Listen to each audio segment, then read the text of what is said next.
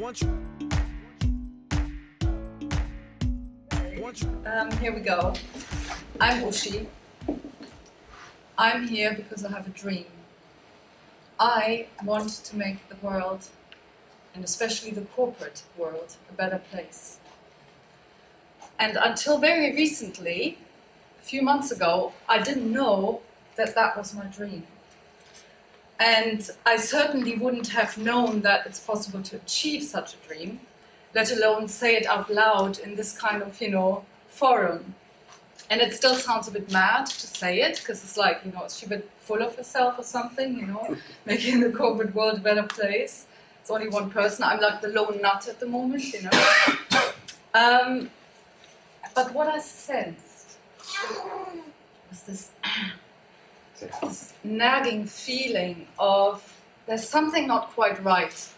There's some kind of like almost imbalance of powers going on, imbalance of energy.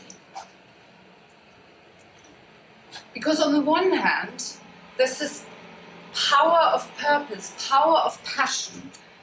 It's almost like a power that arises in us when we're pulled by something greater than us. And I think we all experience that, whether it's in our professional life or in our private life or social activities we do. When we're pulled by something that's greater than us, it gives us that power that makes us fly. And it's a power that pulls others along as well. And I've experienced that throughout my working life, that from time to time, there's an idea and suddenly something arises. It's almost like, out of my control. I know this could be great for the organization. It could create a win-win-win for all. And then I just go ahead and do it. And there are initiatives I've done through my working career, like launch a mentorship program, which is now implemented across the whole European organization of Canon that I work for. And a charity day, so one day per year. And for Canon, they are quite traditional. This is a big thing. Every year, you can now take a day for charity, donate it to charity. That means 700 people are not in the office one day per year. Oh my God, the P&L is affected. And yoga at work, we're only allowed to do it after 5, because in case customers see us, let's not do it, during the day. But so all those kind of things, they were driven by this kind of power, a power of purpose, a power of passion.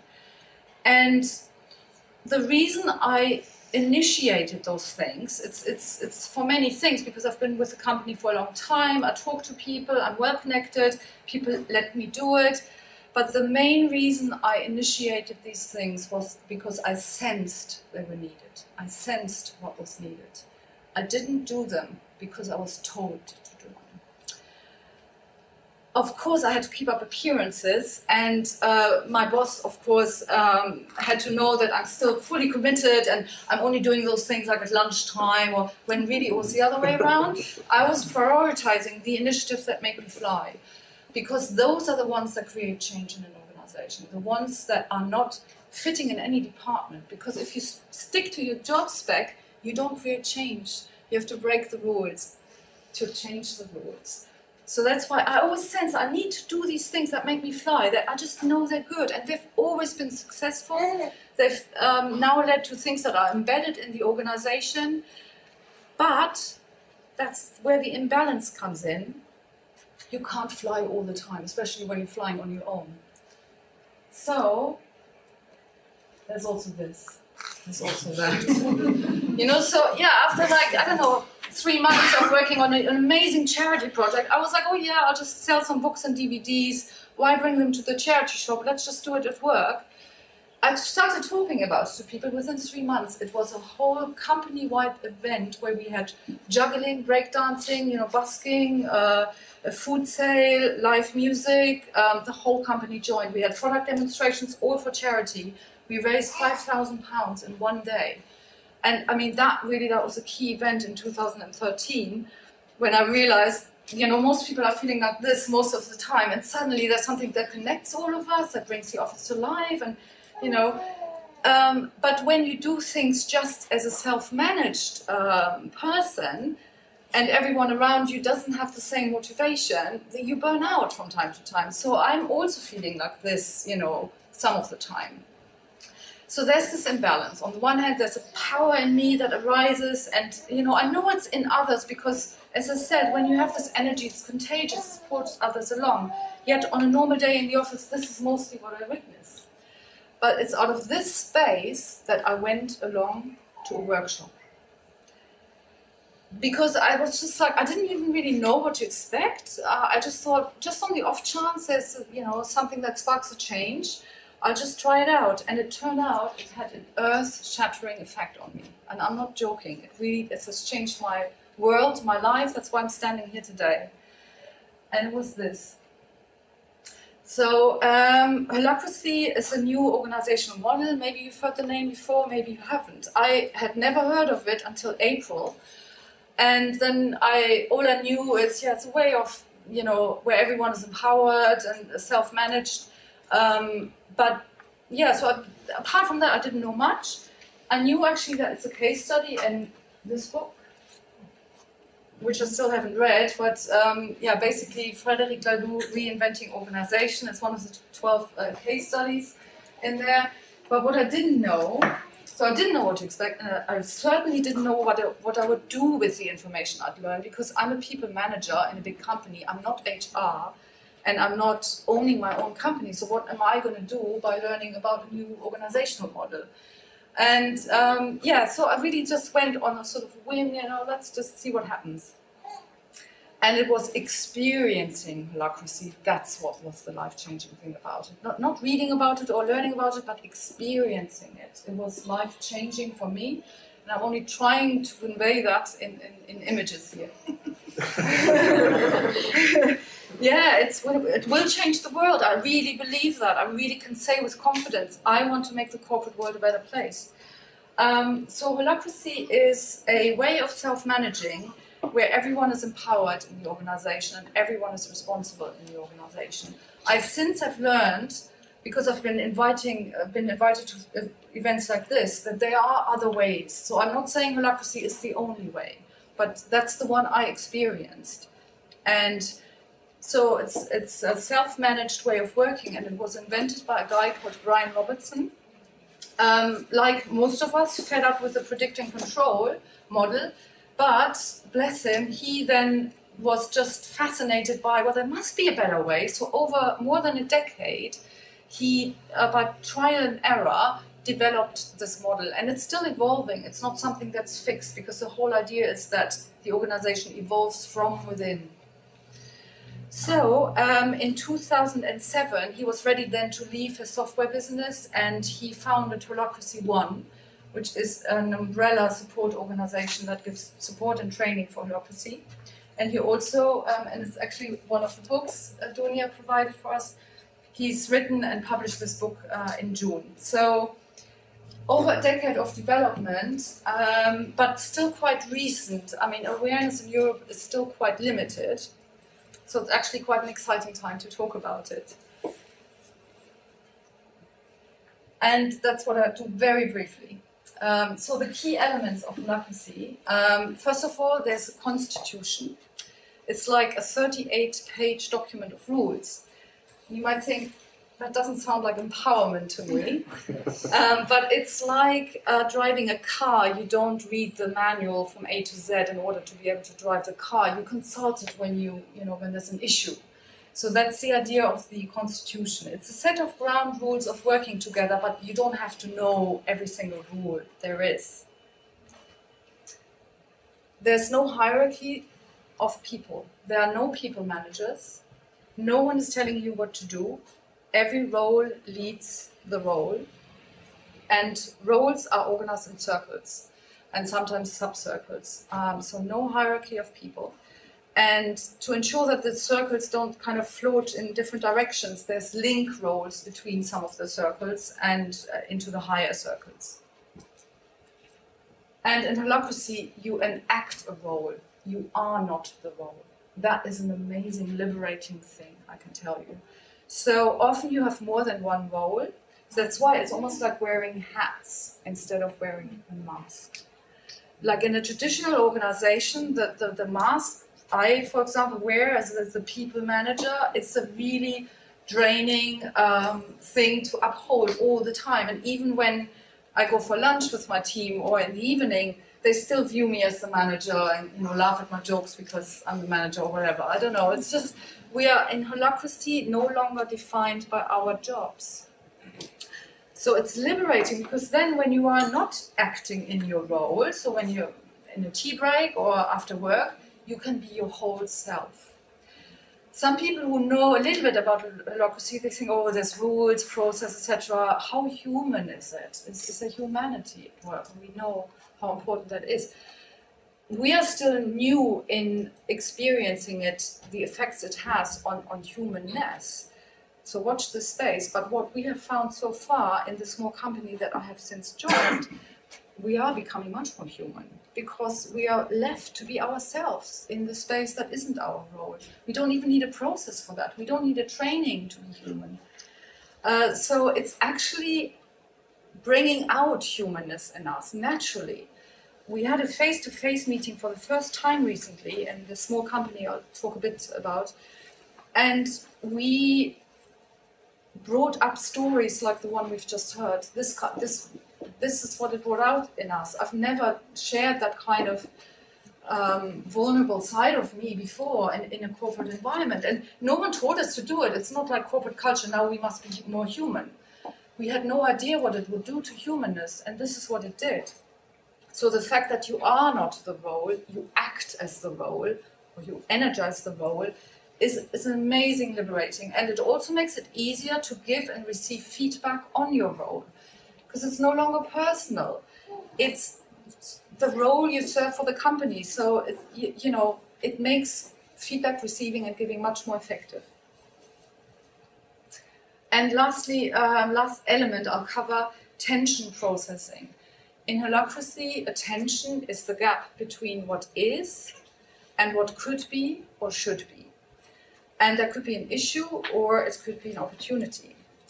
And it's everyone's role to sense those tensions and to bring them up. And these tensions are then processed. So when you sense something isn't right, like I was saying before, you actually do something with it in holacracy. And you bring it to a meeting. There's two key meetings for that. There's a tactical meeting for operational issues and a governance meeting for strategic issues.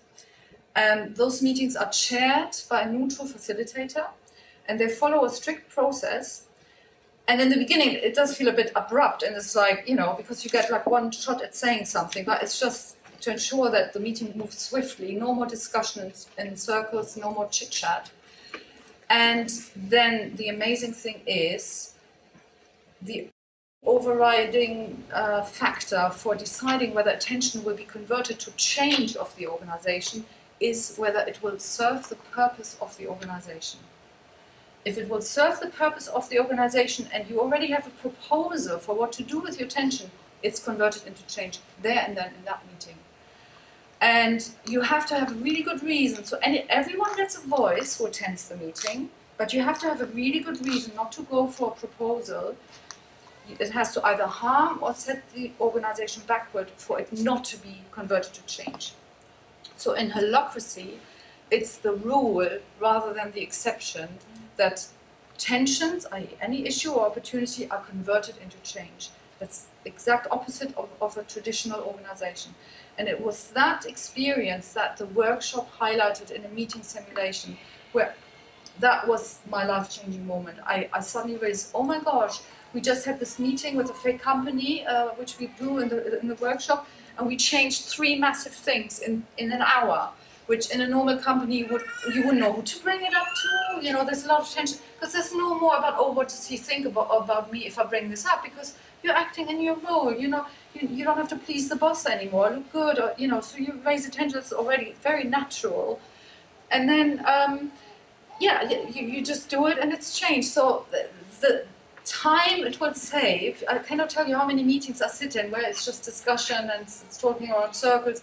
Haven't we already covered that last time? And there's so much time wasted and suddenly gained So even though, yeah, first it's like, oh gosh, I'm no longer allowed to ask a question when it's not my turn, and you know, there's no time for chit chat. It frees you up to do all of that, you know. So yeah, the tension processing in the meetings, that was my wake up moment, literally.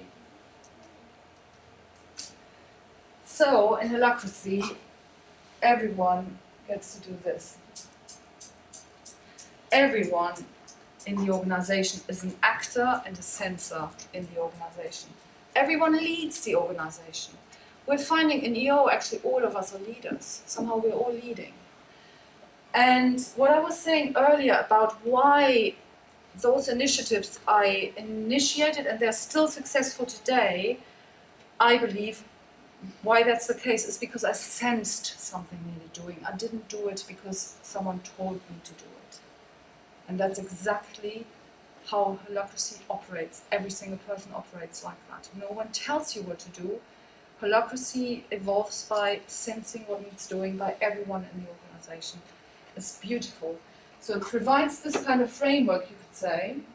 You know, the meetings, the process of, you know, you go through to reach the decision of whether it will be converted to change or not, but the rest is sensing by everyone. And people think, oh, no boss, no hierarchy, must be chaos, anarchy. It's actually not the case. There is a hierarchy, and it's a hierarchy of purpose. Holacracy aligns the organization towards a common purpose that is served and shaped by all people via a process. It's absolutely beautiful. Because, no, it really is. I really believe this is the way forward for me. It means we build on each other. We no longer compete with each other. We're not threatened by each other. And the results such a company can achieve are therefore limitless. The first question I get asked, because I've been talking a lot about holacracy since that workshop in May, it's 3 months ago, yesterday. Are people ready to be empowered? Do they want to be empowered? And my answer is this. Empowerment is not an option. It is given. I believe when we work in such a way, we learn to fly. But I realize maybe not everyone is ready yet for that whole concept of what it is. I am, though. I mean, I signed up to be part of a holacracy support organization called Evolving Organization. Holacracy is one way we want to make a difference to the business world. Before the day had even finished, I said, yeah, I'm on board. So now in my free time, I work with Evolving Organization. And I'm now actually organizing the workshops that brought me here, the one that was the light bulb moment for me. But what I realized is that not every company, including Canon, where I still work, are ready for, you know, just going from, oh, let's get rid of predicting control and let's go for this. So what I'm also passionate about, and I think it's very much the theme of today, is how to make the next step. How to build the bridge, how to take that first step on that between the old paradigm and the new paradigm. So I almost see it like, you know, being a spark of change, giving a sense of what it feels like. So I appreciate this is hopefully, I want to be a spark today. You know, I can really say this with conviction, what I believe, what I feel it does. And this is also very much where we are at an Evolving Organization. Evolving Organization has almost like quadrupled in size over the past few months. We're still very small, 10 people or so. And one of my colleagues is here, Mark, he's operating one of the cameras. Already. Yes, it's holacracy in action. And so this is where we're at the moment, because before we quadrupled, there were only like 3 people. And all we were able to offer were the workshops. But the workshops aren't enough, because for people like me, what do I do at Canon? I can't say, oh, hey, HR, this is great, let's do it, you know. How do I bring them on board? And as we know, bringing the leaders on board, yeah, that's challenging. They don't see it yet. So how can I make them see? So this is where evolving organization will embark on a journey of creating new products or maybe added support around the workshops to help people like me bring the spark of change into Canon. Let's call it sparks, apps, or insights. I like that word. So how can we help people move one step closer to the new paradigm instead of saying, you know, you have to go for the whole thing and, you know, it's going to take 5 months and half your company will probably leave. That can happen. Nowadays, there's about 200 plus companies working with holacracy, but there's not enough case studies yet. Everyone wants case studies to show it's safe, you know, it's good in the end. So how to make that first step, be a little bit brave, how to make the first step, that is my passion at the moment. Oh. So how to create those little sparks of change. And I think all of us here actually are those already, and I think what some of you guys said earlier really resonated. We should also appreciate what we're already doing, what's already happening. And I believe we are all pulled by something greater than us, otherwise we wouldn't sit here on Saturday. And when you are pulled by something greater than you will also pull others along, I believe. So therefore, all of us are already sparks of change. And perhaps to realize that, please take one of these. There's a sparkler at the back, so I believe you all are sparklers. And it says, dream it, believe it, achieve it. I mean, I call it a dream, you know, make the corporate world a better place, but you might have something else, like a quest or a mission or an adventure you're seeking for, or, you know, maybe try and put a word around it, or a phrase, or picture, and write it at the back. Because I think I will do that, and I think talking about it will be the first step to make it happen. So maybe what we could do during the day is ask someone else, what did you write down? What is your dream? What is your next step? How can I help? I think collaborative offering, that is a nice, that would certainly help me, because this is very, very new for me. What is my next step to bring the new paradigm closer to the corporate world? And an EO, an evolving organization, we need help with that as well. How can we create some kind of insight or experience to get a taste for holacracy for people who are not ready yet but curious, or to help people who attend the workshop to bring it back to their old paradigm environment? So how to create the next step. So if anyone wants to share their dream with me, and we can ask each other how we can help, that would be an amazing first step to make my dream true.